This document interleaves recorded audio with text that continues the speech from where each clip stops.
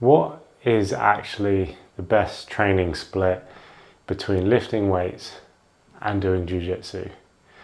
So I've been training with weights for over 10 years now and training BJJ for 5.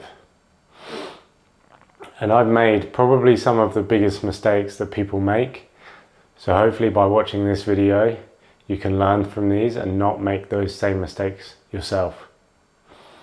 Now, I would love to tell you the best training split, like lift weights Monday, do jiu-jitsu Tuesday, rest Wednesday, repeat.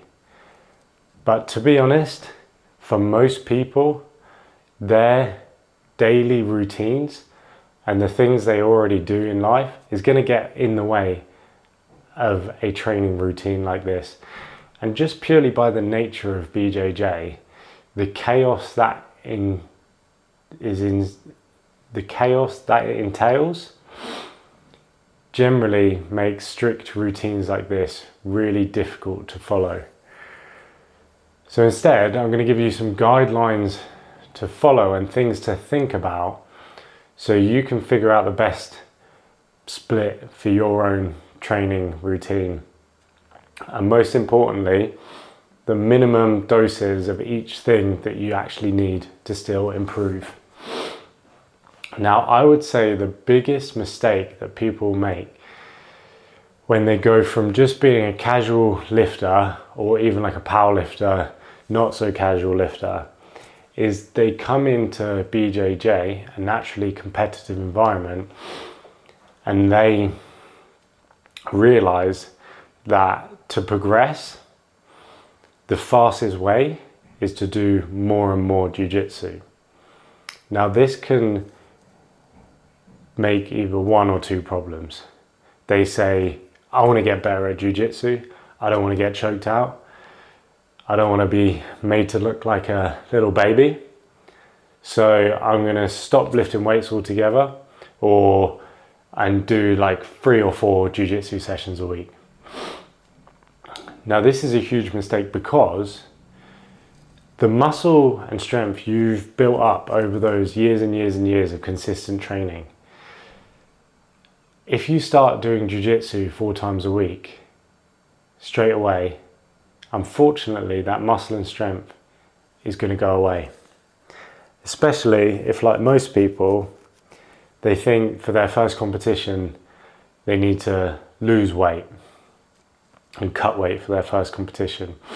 All that strength and muscle you built up, a combination of not lifting weights because you're doing jiu-jitsu, doing loads of jiu-jitsu, and then cutting weight, you're basically going to lose all the progress that it took you these 5-10 years to build up. And I know this because this is what happened to me. And I did lose loads of strength and ended up getting injured at the end of it anyway.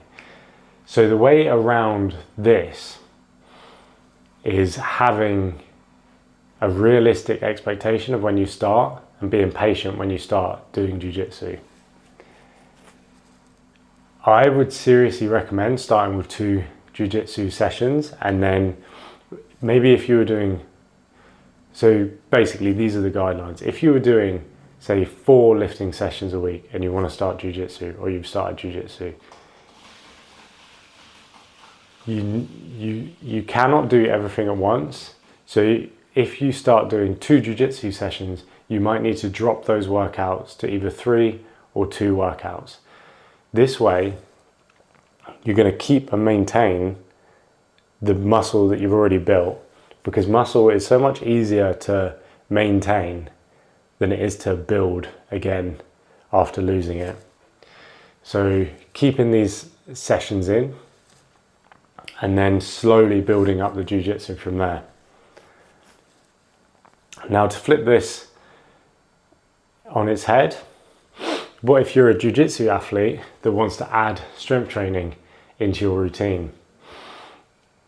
Now, from experience training athletes who are exactly in this position where they do 5 jiu-jitsu sessions a week and they want to add strength training routine to like bulletproof and add some longevity to their bodies and keep nice and balanced. I've found really good results from just adding in one heavy strength session in a week to these guys' routines. The reason this works is because basically it doesn't send their routine out of whack too much. They do one heavy session, they have the whole week to recover, and they pretty much don't have to change a huge amount to what they're doing already in jiu-jitsu. This is better than going, oh, if I only train weights once a week, I'm not going to get as good results as training weights twice a week. So adding 2 weight sessions into their routine, you know, like one, they're going to have to train less jiu-jitsu if they're doing that, or 2, if they don't train less jiu-jitsu, they're just going to get injured, and that is not the point of adding in strength training to their routine. So I'm going to give you some minimum effective dose guidelines that you can kind of work into your own routine. So for lifting, it's going to be at least 1 heavy, intense lifting session a week. If you're already a seasoned lifter and you're just starting out jiu-jitsu, you could definitely do 2 lifting sessions a week. And then for a minimum jiu-jitsu, I would say 2 sessions a week to make decent progress. This is because jiu-jitsu is so technique heavy. Just going once a week is probably just enough to maintain if you've already built up some sort of skill level, but to learn, just having that extra session in a week is going to make the learning process so much easier to do. And what happens when you actually get more skillful at jiu-jitsu is that you become less likely to get injured as well. If you're coming just once a week, then you have more likely to do some stupid stuff. You're more likely to not have the patience in that one session because you only have 1 a week and you want to get the most out of it. So I genuinely think 2 sessions a week for jiu-jitsu. So the total minimum, if you're just starting out, let's say you're a total newbie, you've never exercised in your life. 1, start really slow and easy and expect to get smashed and expect to lift some light weights.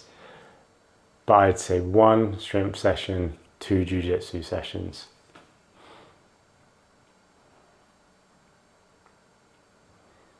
One more point I would like to say is about rest days. Rest days are super important. These give your body time to recover. Lifting and jiu-jitsu are both really intense exercises. So the more you do them, the more rest you are going to need to do. So at least having 2 rest days a week where you don't do any intense exercise. By all means, you can do low intensity mobility work, maybe get a massage or like hit a sauna or a hot bath. But that's going to be super important. And diet as well. When you're doing these intense exercises, you need to nail your diet, especially protein. Get enough protein. I can't remember off the top of my head, it's like 0.8 grams per pound of body weight. I think is a good rough marker. For example, I'm 90 kilos, I eat about 150 grams a day.